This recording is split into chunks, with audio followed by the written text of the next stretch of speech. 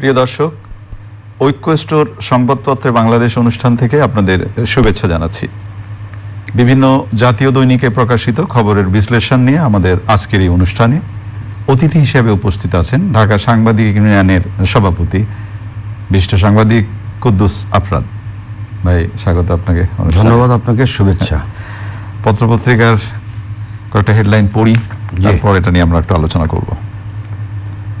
প্রথম আলোতে হেডলাইন হয়েছে, হাসপাতালটি চলছিল অবৈধভাবে, দুর্নীতিতে বেশি গ্রেপ্তার সরকারি চাকরিজীবীরা, ক্ষমতা ছাড়ার পর আইনি জটিলতার ঝুঁকিতে ট্রাম।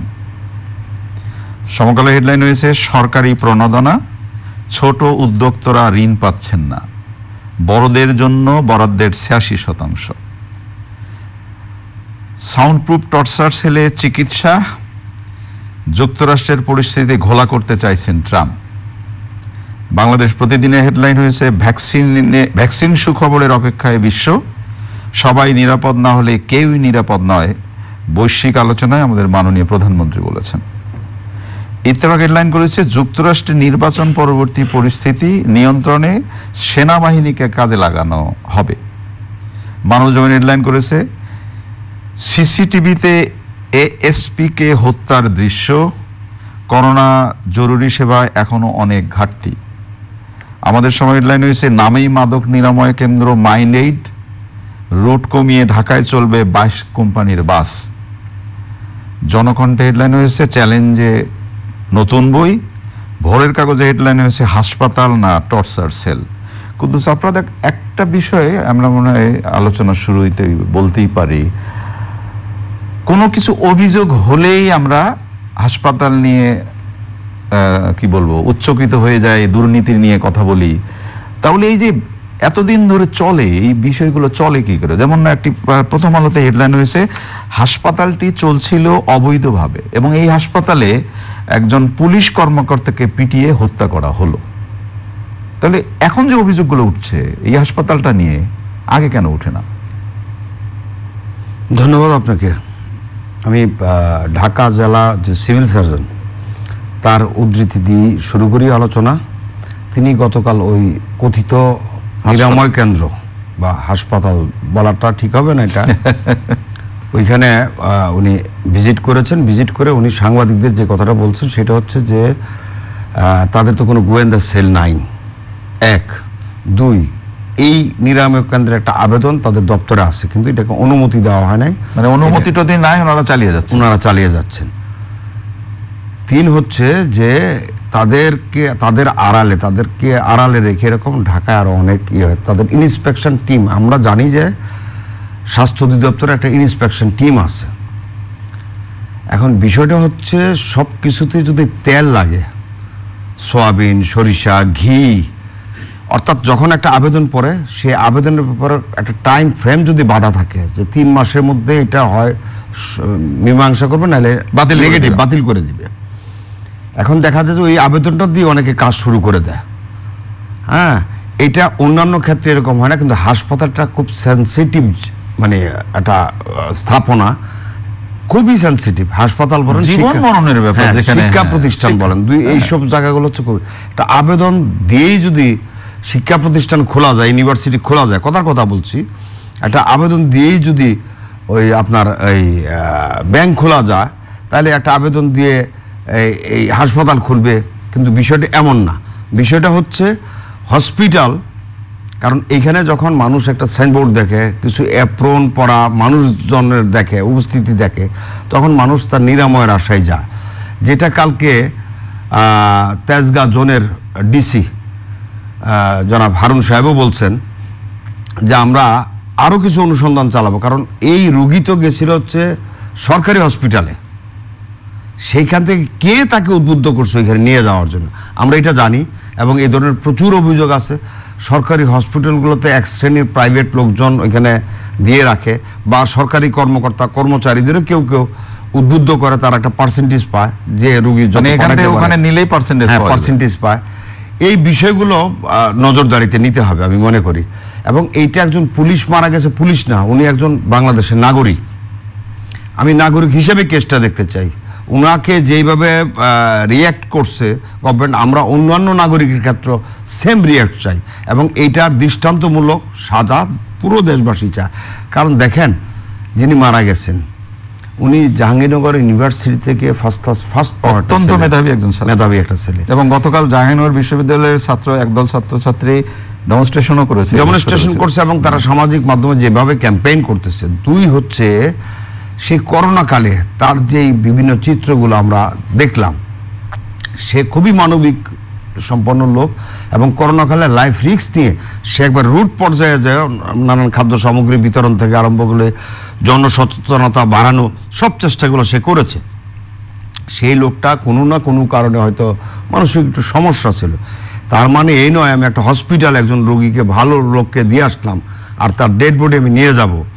মানসিক, এটা অন্য কোনো রোগও না, মানসিক রোগের কারণে মানুষ মারা যেতে পারে না। আমরা যে সিসিটিভি ফুটেজে দেখলাম তার ঘাড়ে আঘাত করা হচ্ছে, বিভিন্নভাবে তাকে করা হচ্ছে। সুতরাং এই 11 জন এখানে না, আমি 11 জনকে দোষারোপ করতেছি। দোষারোপটা হচ্ছে স্বাস্থ্য অধিদপ্তরের যারা এই দায়িত্বে আছে তাদের যদি কোনো গাফিলতি থাকে সেই গাফিলতিকে এই সাজার আওতায় তাদেরকে নিতে হবে, না এর সাথে তাদেরকেও জড়াতে হবে না। অবশ্যই যদি থাকে, আমি বলছি না যে তাদের অবশ্যই একটা প্রশ্ন যেটা খুব সাধারণ মানুষের মনেও আসে, যেটা হলো যে মানসিক নিরাময় কেন্দ্রে মানুষ যায় বা রোগীকে আমরা ভর্তি করি আমাদের স্বস্তির জায়গাটা তৈরি করবার জন্য, যে নিশ্চয়ই সেখানে গেলে একটা ব্যবহার সাহচর্য সবকিছু মিলে এমন ভাবে হবে রোগীটা যেন নিজেকে নিরাপদ মনে করে। তো যে সিসিটিভির ফুটেজে আমরা যে চিত্রটি দেখলাম ওই হাসপাতালের, আপনি বললেন যে তথাকথিত ওই হাসপাতাল, তো সেটা তো আমার কাছে হাসপাতাল মনে হলো না, তো আমার মনে হলো যে এটা একটা মাস্তান চর্চার কেন্দ্র অথবা মাসল বাহিনীর কোনো চর্চার। তাদের এখানে তো বোঝা গেল এখন এইসব আরো যেসব নিরাময় কেন্দ্র আছে আমার মনে হয় মানে খুব শর্ট টাইমে একটা ভিজিট করা দরকার।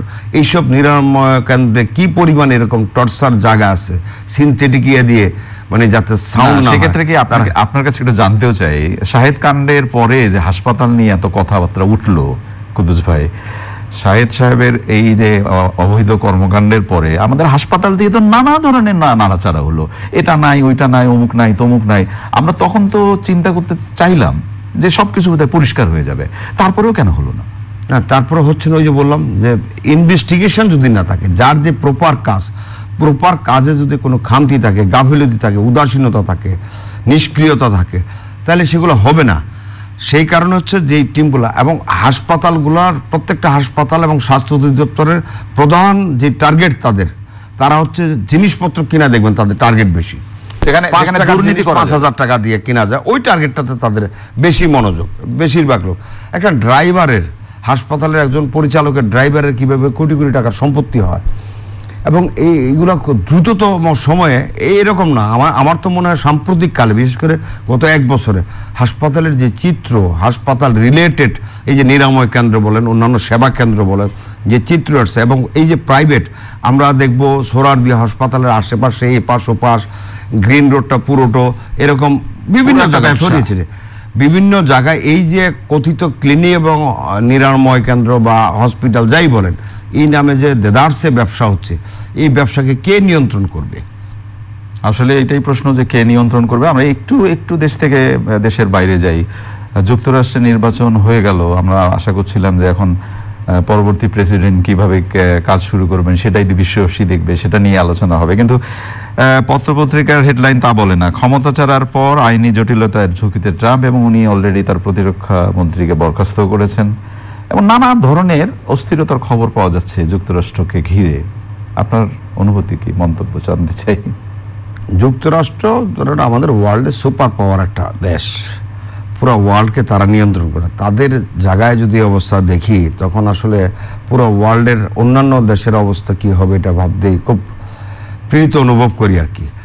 বিষয়টা হচ্ছে ট্রাম্পের ভাষায়, ট্রাম্পের মুখপাত্র বলেছেন যে নির্বাচন শেষ হয় নাই, গত পরশু, আমাদের বাংলাদেশ সময় গত পরশু, আর তাদের সময় হচ্ছে গতকাল বলতে হয়, যে এই ব্রিফিংয়ে হোয়াইট হাউসের মুখপাত্র বলছে যে নির্বাচন এখনো আছে, অর্থাৎ আইনি লড়াই যেহেতু শুরু হয়েছে, ওরা এটাকে নির্বাচনের অংশ বলা হচ্ছে, যে সবে মাত্র শুরু হলো। এখন কথা হচ্ছে যে আগামী 20শে জানুয়ারি তাদের অ্যাডমিনিস্ট্রেশন থেকে উনি বিদায় নেওয়ার কথা এবং নতুন যিনি নির্বাচিত হয়েছেন জো বাইট ক্ষমতা নেবেন, ভাইস প্রেসিডেন্ট ক্ষমতা নেবেন এবং তাদের অ্যাডমিনিস্ট্রেশনটা তারা বুঝে নেবেন। এগুলো কিন্তু 20 তারিখ হচ্ছে আনুষ্ঠানিকতা মাত্র। এই যে মধ্যে 2 মাস সময় নির্বাচনের পর 3 তারিখ নভেম্বরে নির্বাচন হয়, বরাবরই 6 তারিখ 7 তারিখের মধ্যে রেজাল্ট আসে। আমরা আমাদের সময়ের কথা বলি, বাংলাদেশ সময়। এর পরের সময়টা হচ্ছে এই মানে পালাবদলের প্রক্রিয়াগুলো সম্পন্ন হয়। কিন্তু এই যে এইবার হচ্ছে না, এটা তো একটা চাপ থাকবেই।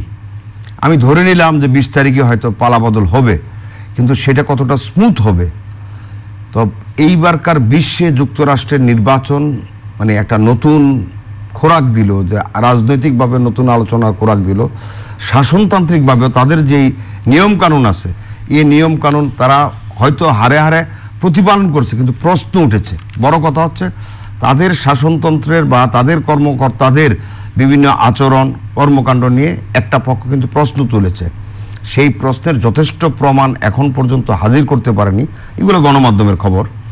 তো আমার যেটা ধারণা, ট্রাম্প প্রশাসন বিচারের প্রতি উনি বিচার ব্যবস্থার প্রতি উনি আস্থা রেখে ওইখানেও দেখেন এখন খবর হচ্ছে কি, ওইখানে ফেডারেল কোর্টে চিফ কোর্টে কতজন বিচারক রিপাবলিকানের অনুগত, কতজন বিচারক ডেমোক্রেটদের অনুগত।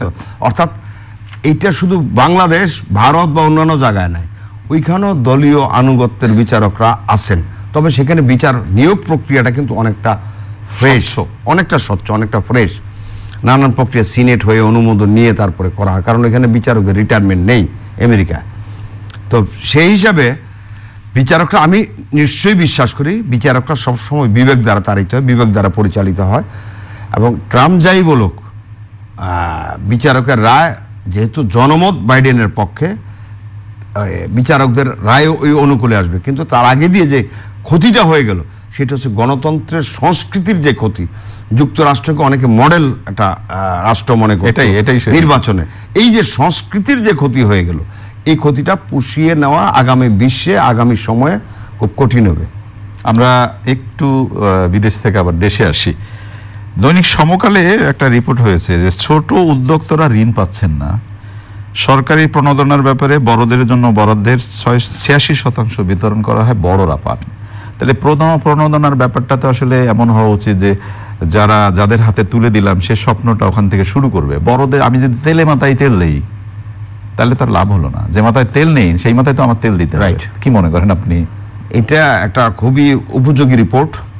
দেখেন, গত এপ্রিলে করোনা মার্চে শুরু হলো বাংলাদেশে। এপ্রিলে মাননীয় প্রধানমন্ত্রী ঘোষণা দিলেন যে শিল্প উদ্যোক্তা বা ব্যবসা বাণিজ্যে যারা ক্ষতির সম্মুখীন হচ্ছে তারা স্বল্প সুদে, প্রণোদনা হচ্ছে স্বল্প সুদে ঋণ দেওয়া হবে। স্বল্প সুদটা কিন্তু, আর বাকি সুদটা গভর্নমেন্ট পে করবে তার জন্য। তো সেখানে 4 থেকে 4.5% সুদে ঋণ দেওয়া হচ্ছে। এবং এই ঋণের এই রিপোর্ট অনুযায়ী 86% ঋণ পেলেন কারা? বড় বড় প্রতিষ্ঠানগুলো। আমরা এটা ছোট প্রতিষ্ঠানগুলো এখানে বঞ্চিত হয়েছে বলে রিপোর্টে বলা হচ্ছে। আমি ব্যক্তিগতভাবে একজন সংবাদকর্মী হিসাবে নিজেও জানি প্রচুর ছোট ছোট মাঝারি শিল্প, বিশেষ করে আমাদের মিডিয়া সার্ভিস, এটা একটা শিল্প, এরা কিন্তু ঋণ পায়নি।